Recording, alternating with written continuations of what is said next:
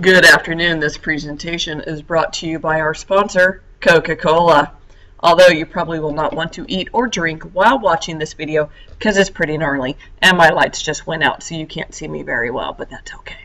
Alright, this one's going to be all about homeostatic imbalances of the skin, which is what goes wrong when your skin rebels. And as you can see from some of these pictures, they could be something as simple as discoloration, or yucky patches of skin, or just full-on face melting nastiness. Although, we'll give it to her, at least she wants to look pretty. She's got lipstick and nail polish on. Good for her. Oh, too far. There we go.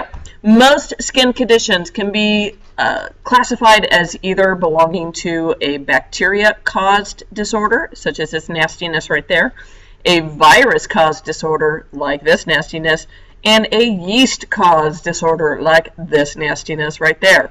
Or, as we like to say, ew, ew, and ew. Now, some of them come from the skin itself, such as skin cancers. Skin cancers can come in two forms. There is the benign, which means not harmful, or a malignant, has the word mal. Mal means bad. Or the malignant, harmful type. And usually these types of cancers are caused by exposure to UV ultraviolet radiation from the sun. It can come from other things as well, but the most common form is from the sun. Here are three examples of different types of cancers. Melanoma, which makes sense, melanin, so we see lots of brown, lots of stuff. It kind of looks like Florida. Then we have basal cell carcinoma, which has to do with the Stratum basale, that lovely thing right there. And then we have a squamous cell, which comes from the Stratum spinosum. So let's take a look at each one. Okay, the first one, the basal cell carcinoma. So this is, if you're going to have a skin cancer, this is the one you want. Yay. Because it is the least malignant, which means if you have it, no biggie, we'll take care of that. It's the most common type as well. What happens here is that the Stratum basale, which is, as we know, here's the dermis. Oh, my pen is like on a lag. This is not working. Okay, never mind. The Stratum basale just starts growing this way, but it also grows this way too. So it grows up and out and goes down as well. And so these guys grow down into the dermis and in the hypodermis. Most often we see them on the face, like the nose, or above the eye, or I don't know where that is, but it's gross. Oh, look, this one looks like a heart. How cute. And they're very slow growing, so if you get one and you don't get it taken care of right away, no big deal, because it'll be there for a while. But the good thing is, these guys, you can pretty much cure them if you just go chop, chop, chop them out and get all the surrounding tissues and sew them up, and you're fine. You don't need any sort of chemotherapy, radiation, or anything like that. Usually just the removal of it is all you need. Now, second type, squamous cell carcinoma, comes from the keratinocytes in the stratum spinosum.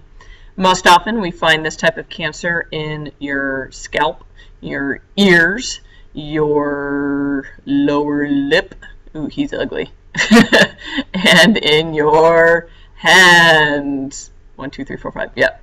They grow very rapidly, and so you get a little one, and then you come back, and they're a little bigger, and a little bigger, and a little bigger.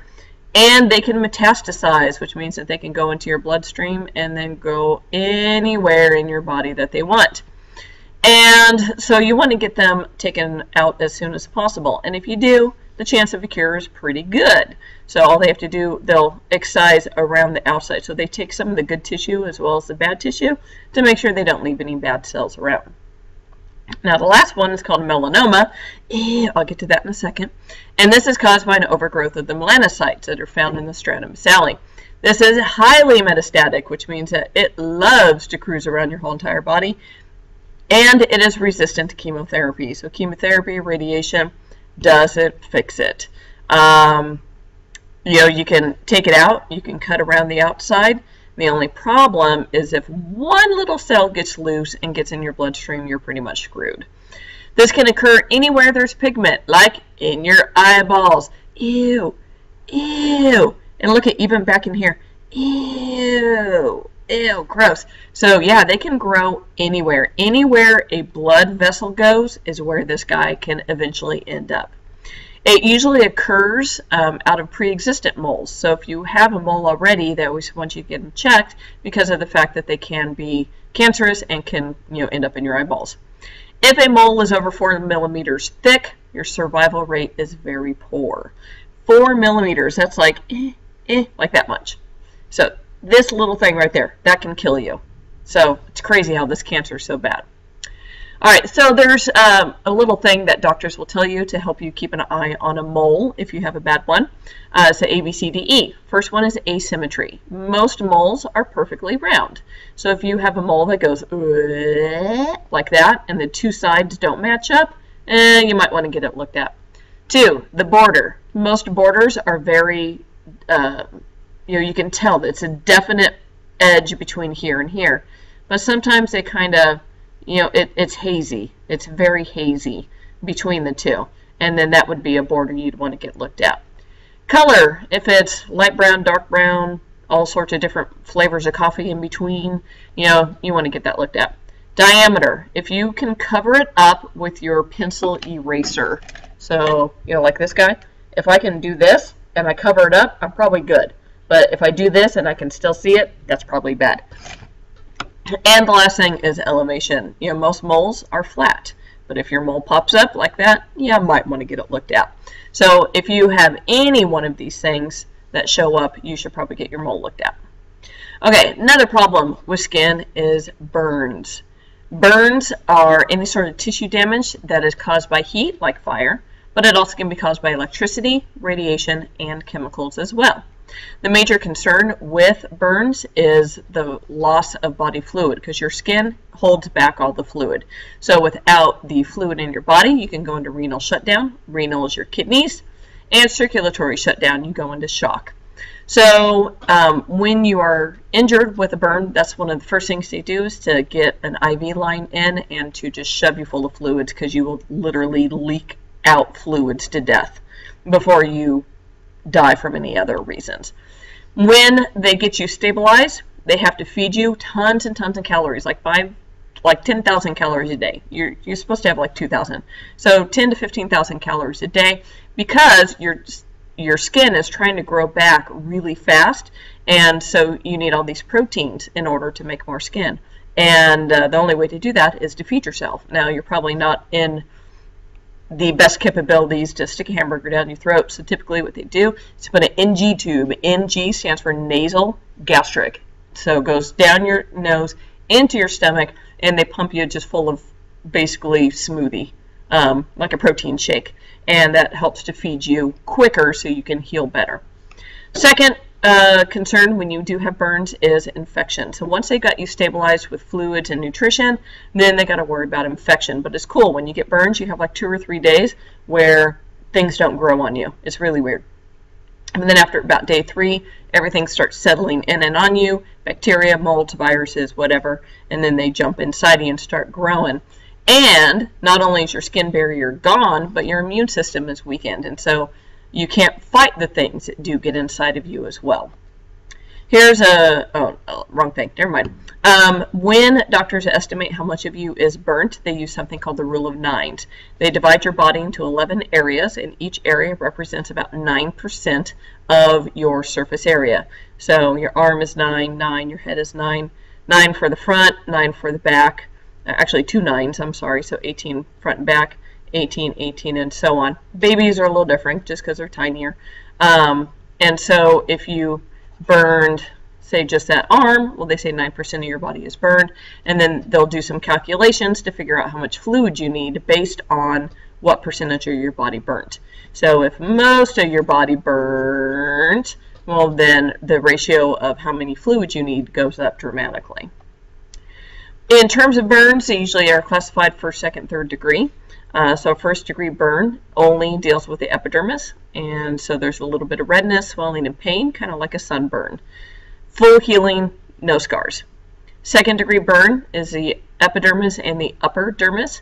Same as the first, so redness, swelling, pain, but now you add blisters. So if you've ever gotten that really super duper bad sunburn where it blistered up, that's a second degree. If you just peeled, it's first, but if you got blisters, that's second. And then We have third degree, which curves throughout the whole thickness. So all the epidermis, and even the hypodermis as well. Usually what happens here is that in the third degree, your nerve endings are destroyed, so you're not in pain, which is like the only good thing about this, is you don't feel the pain. In this particular case, though, because the reproducing layers of your skin are gone, they need grafting. So they need to take a chunk of skin either from your body, or now they're doing stem cell research kinds of thing where you grow your own skin back on, but then you get lots of scarring to go along with it. I decided to find a diagram as opposed to real pictures because, again, I didn't want to gross you out too much, but here's an example. So epidermis, first degree, only deals with the epidermis up top, kind of like that. Second degree, epidermis, and a little bit of the dermis, some blistering, like that. And third goes epidermis, dermis, even down into the hypodermis where all the blood vessels are, and you can see stuff like meat underneath. Yum, yum. Okay, this last little bit is not bad things with the skin, but just two things I wanted you to know that I didn't want to make a whole video just on these two words. But they show up on that front page with all the vocab. So some extra little tidbits. When fetuses are growing inside of your body, they are covered in a downy coat of delicate hairs called lanugo. And it starts growing at about age 5 months in the womb, all the way to 7 months. So if a baby is born super early, they actually come out extra hairy. And that's because of this lanugo. And you can see this picture here has a little bit of hair all over it, and that's part of the lanugo. After they lose that hair, they get something called vernix caseosa. Remember the word case means cheese. And that's because they come out with this cheesy looking substance. By the way, that is not me. Okay, that is not me. I got this off the internet. It's not me. Okay, so they come out with this white cheesy stuff all over their body, and what it does, it helps to waterproof their skin so they don't come out all super wrinkly. And it's made by the sebaceous gland, so it's an oil derivative. Okay, I think that's about it. So I'm done. 12 minutes. I'll see you guys tomorrow. Bye-bye.